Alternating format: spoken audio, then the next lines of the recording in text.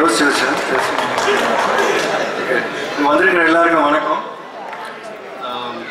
10 வருஷத்துக்கு முன்னாடி இல்லை, ஒரு 5 வருஷத்துக்கு முன்னாடி இந்த மாதிரி ஒரு பெரிய படம் சந்தானம் பஞ்ச் ஸ்டார் சந்தானம் வச்சு டைரக்ட் பண்ணோம். அப்புறம் ராமநாதன் சார் ப்ரொடியூஸ் பண்ணி ஒரு படம் பண்ணேன்னு சொல்லியிருந்தேன். நானே வந்து சிரிச்சிருப்பேன். அது இப்போ நடந்திருக்கு. ஒரு 4 years பேக் சந்தானம் வச்சு ஒரு ஆட் ஃபிலிம் பண்ணேன். அதில் ஒரு நல்ல ஃப்ரெண்ட்ஸ் ஆனோம்.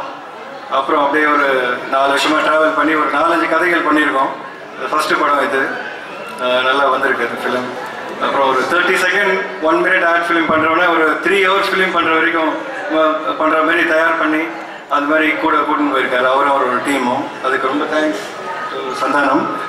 அப்புறம் இது ஒரு ப்ரொஃபஷனல் டீம் எல்லாம் சந்தானம், சேது, பவர் ஸ்டார், அப்புறம் பாலு ஸ்டார்னு தான் சொல்லணும். நீங்கள் அந்த படம் பார்த்தீங்க பின்னாடி ஒரு ஸ்டார் மாதிரி ஜொலிச்சது அந்த லைட்டிங்.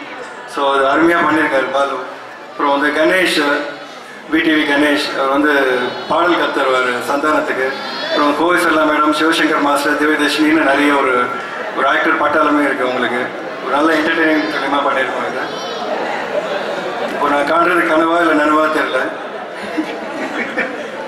இந்த படம் ஒரு 6 மாதத்தில் டக்குன்னு நல்லபடியாக முடிஞ்சிருச்சு.